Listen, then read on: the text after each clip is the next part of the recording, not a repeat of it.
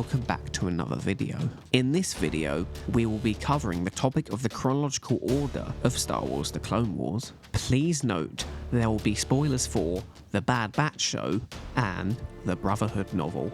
Star Wars The Clone Wars ran for 5 full seasons before being cancelled in 2013. Despite this, however, a further 13 episodes were released in 2014 as The Lost Missions, and another 12 in 2020 as the final season. These were, however, episodes that were planned to be part of further full seasons, with The Lost Missions consisting of 3 episodes delayed from Season 5, as well as the first 10 episodes planned for a full 6th season that would have been 22 episodes long. The quote final season released 6 years later, but actually consisted of one arc from the last 3 seasons planned for the show that would have taken the show up to 8 full seasons. Unlike many other chronological lists and videos covering this topic, I will cover what I see as the current proper chronological order of the entire planned 8-season run of the show, from the movie all the way up to what was supposed to be the final 4 episodes of the full 8th season. This includes all 10 unfinished story arcs, which amounts to 40 episodes worth of content that went unreleased.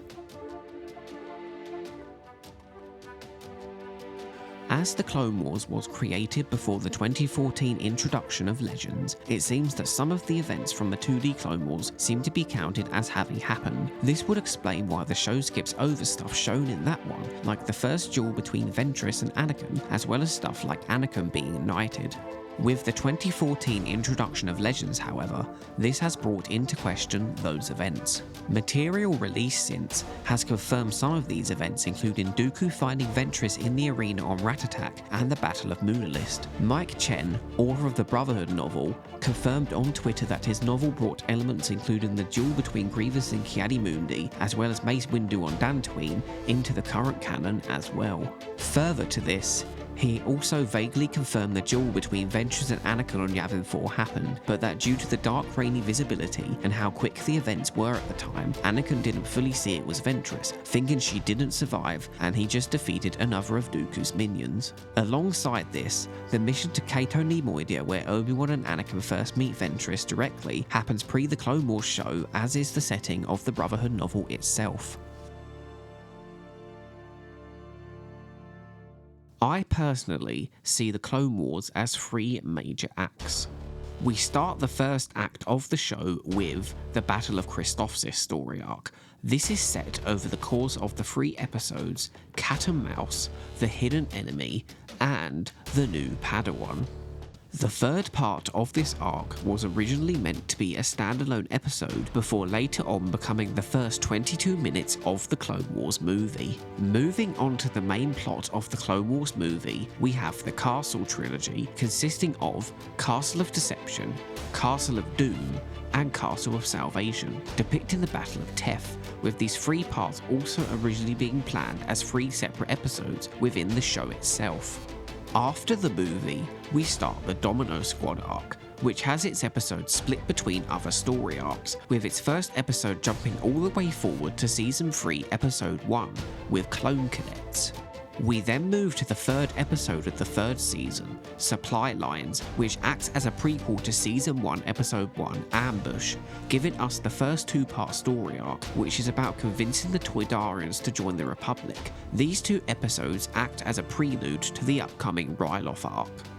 The next story arc is another 2-parter, The Lost Droid, with the episodes Downfall of a Droid and Duel of the Droids, which sees R2 get lost in battle, being replaced with the traitorous R3 unit before being rescued after he is taken by Grievous. The quote official chronological order list places this story arc later in the timeline, but the list actively ignores a direct reference made to Ahsoka's flying skills from this arc, mentioned by Anakin in Shadow of the Malevolence.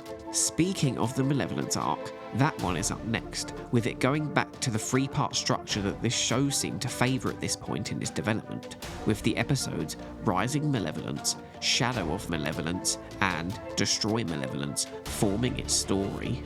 Next we come to the 2nd episode of the Domino Squad arc, Rookies, continuing the story of Droid Bait, Cut Up, Heavy, Echo, and Fives. The final arc set in 22 BBY before the start of 21 BBY seems to be what I call Newt Gunray's Getaway, consisting of the episodes Bombad Jedi, Cloak of Darkness, and Lair of Grievous.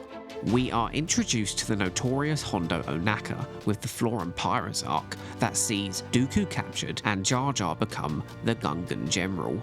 Up next is the Mira Dun arc, consisting of Jedi Crash and Defenders of Peace, giving us some development for Aayla Secura, who sadly wasn't used much after this. We move on to colder climates with the introduction of Senator Chuchi in the single episode story Trespass, before returning to Naboo for a 2-part arc with the villainous Dr. Vindi and his Blue Shadow virus, with Mystery of a Thousand Moons concluding this plot with us meeting one of the angels that Anakin compared Padme to in The Phantom Menace. We reach the last multi-part arc of Season 1, the previously mentioned Ryloth arc, consisting of 3 episodes which are Storm over Ryloth, Innocence of Ryloth, and Liberty on Ryloth. The start of Season 2 introduces us to Cad Bane with the episodes Holocron Heist, Cargo of Doom, and Children of the Force. Next up, we have the only 5-part arc of the entire show, the Second Battle of Geonosis, which starts with a focus on Padme with Senate Spy before being revealed as a lead-in to the main plot that consists of landing at Point Rain, Weapons Factory, and Legacy of Terror. The arc is not over, however, as we get one final episode, Rain Invaders, focusing on Ahsoka and Barriss Offee as they have to contain a Geonosian contamination. We reach the midpoint of 21 BBY with another single episode story, Lightsaber Lost, introducing us to Terra Sanube, who teaches Ahsoka a valuable lesson before we move into the arc I've called Runaway Grievous, which consists of the episodes Grievous Intrigue and The Deserter. We are introduced to Duchess Satine, Pre-Vizsla, and Mandalore with the Pacifist Mandalore story arc, consisting of the 3 episodes The Mandalore Plot, Voyage of Temptation, and Duchess of Mandalore. Returning to Felucia, we reunite on less than good terms with Hondo in the singular episode story Bounty Hunters, which also introduces us to future Bounty Hunter staples Suji and Embo.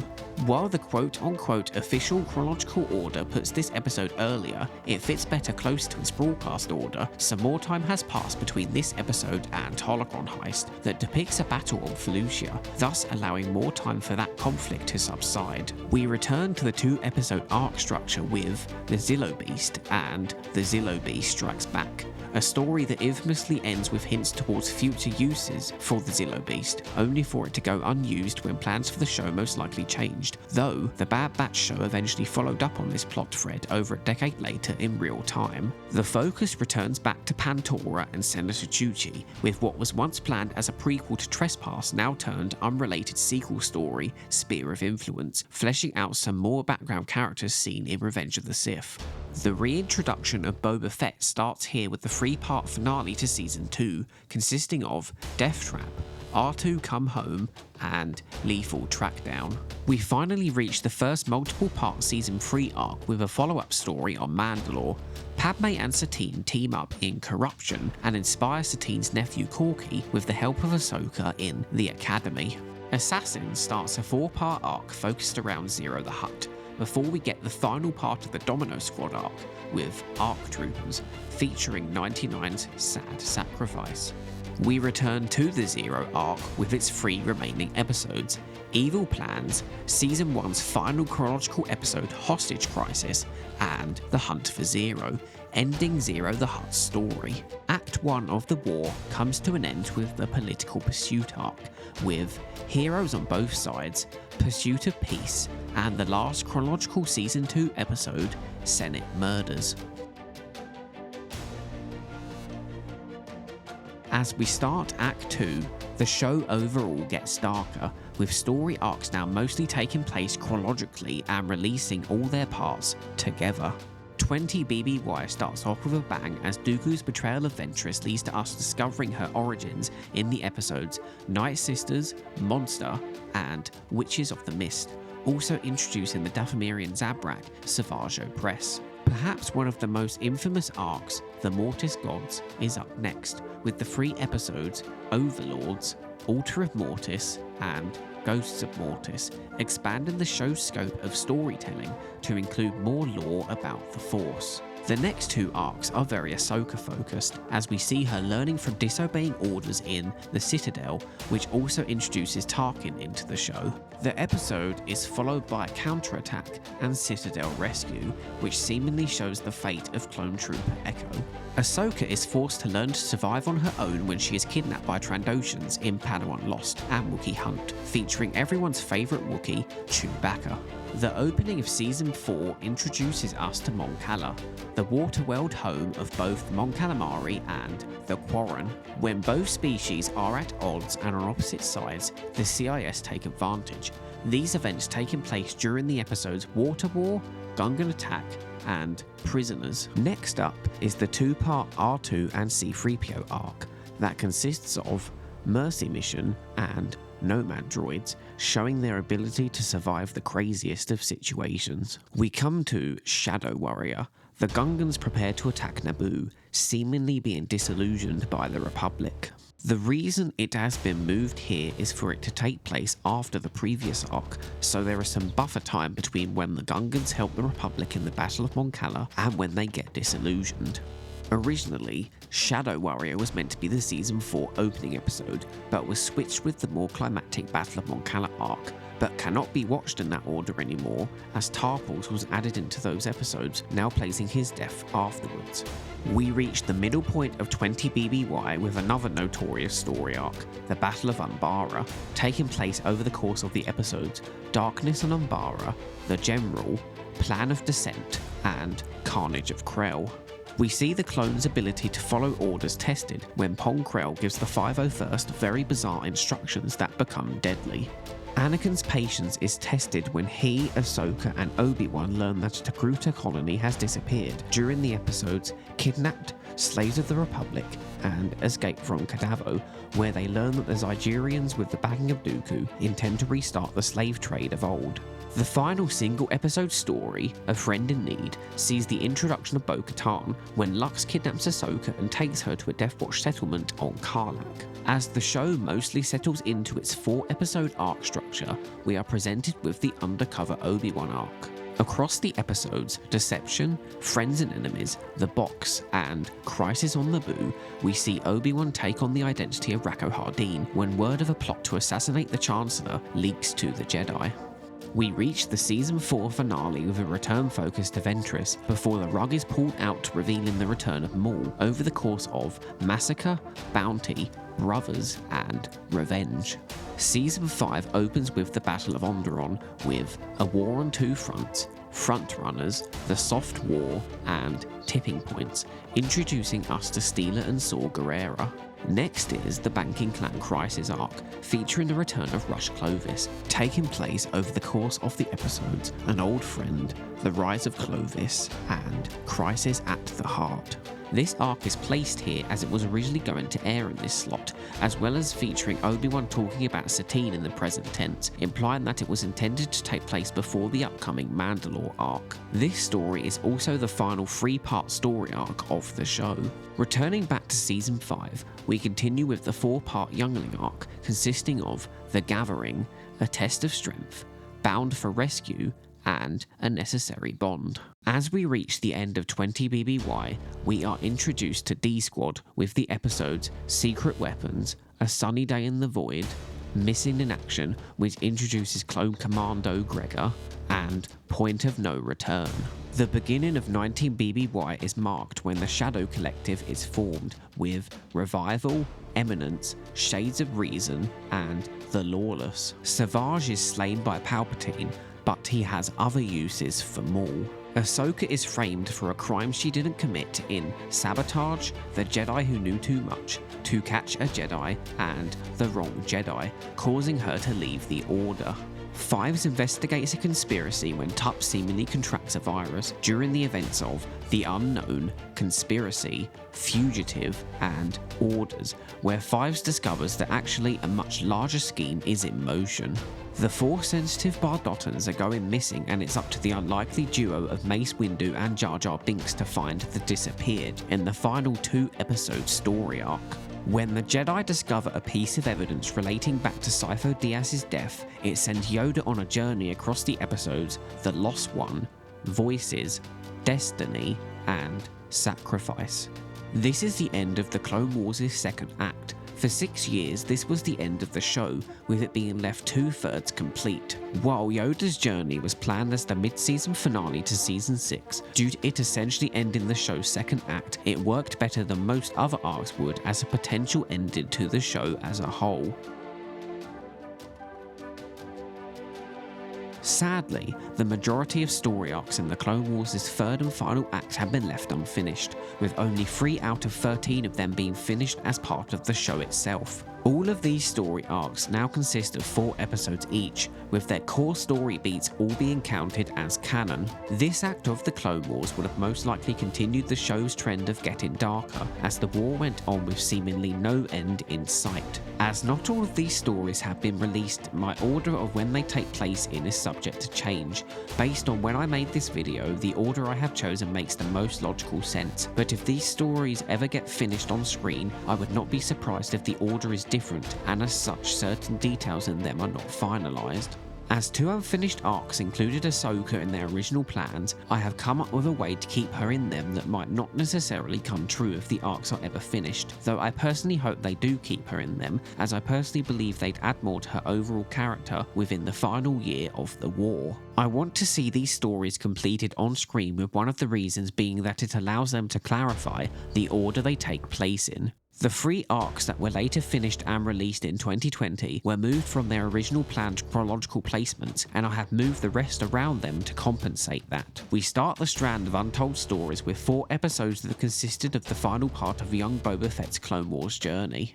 Cad Bane mentoring Boba in the ways of bounty hunting leads to disastrous consequences when the two's opposing views clash, changing the fate of bounty hunting forever. A new Utapau investigation over the course of the unfinished episodes, A Death on Utapau, In Search of the Crystal, Crystal Crisis, and The Big Bang leads Obi-Wan and Anakin to uncover a separatist plot to obtain a giant kyber crystal for unknown purposes. Asajj Ventress is recruited by Quinlan Vos as part of the Jedi Council's drastic attempts to end the war by assassinating Count Dooku, taking place over the unfinished episodes Lethal Alliance, The Mission, Conspirators, and Dark Disciple, which ends in failure when Vos is captured and turned to the dark side. Captured by Sidious, Maul is used as a pawn to lure out Mother Talzin to end the one true threat to his rule. This takes place over the unfinished episodes The Enemy of My Enemy, A Tale of Two Apprentices, Proxy War, and Showdown on Dathomir, with many battles taking place between the Mandalorians and the CIS, luring in the criminal syndicates and the Republic into the crossfire. Having just recently left the Jedi Order, Ahsoka is forced to return to help save Yoda from the mysterious threat of the Sith Shrine underneath the Jedi Temple. Taking place over 4 unfinished episodes, Ahsoka puts her grudge against the Jedi Order for abandoning her aside when the people she cares about have their lives put at risk. We return to the story of Asajj Ventress when the Jedi Council recruit her to rescue Quinlan Vos from the clutches of Count Dooku, taking place over the course of the unfinished episodes Saving Vos Part 1, Saving Vos Part 2, Traitor, and The Path. Ahsoka features in this story, taking up her promise to pardon Ventress before she left the Order, but becomes disillusioned with the Jedi Order once more when they continue their dogmatic ways and let loose another Sith Lord on the galaxy, causing her to not stay, adding to Anakin's frustrations with the Council. A Venator is abducted and the Jedi investigate its disappearance in this X-Files style story taking place over 4 unfinished episodes. Padme tries to fight the system in Return to Mon Cala, taking place over 4 unfinished episodes, with her travelling to Mon Cala by the 3rd episode in her bid to oust Palpatine as Chancellor.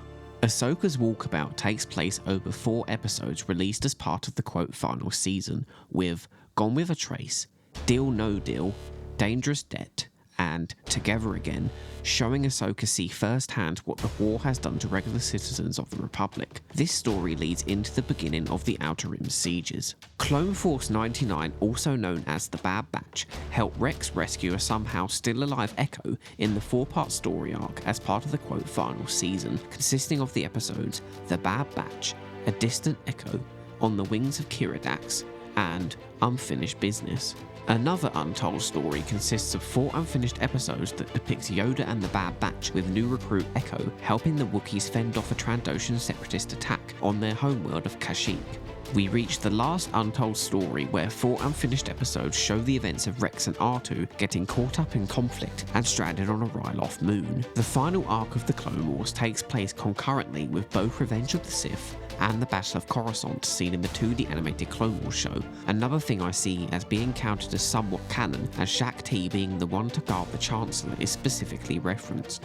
The Siege of Mandalore arc consists of the final 4 episodes of the Clone Wars, Old Friends Not Forgotten, The Phantom Apprentice, Shattered, and Victory and Death, as featured in the quote, final season, with the final episode going beyond the end of Revenge of the Sith, ending the war and the show itself by burying the many dead clones. As seen throughout this video, the Clone Wars has quite a lot of events during its 3 to 4 years, especially within its final year. 19 BBY has a lot going on in it, with it being confirmed to last up until the middle of the Bad Batch Season 2.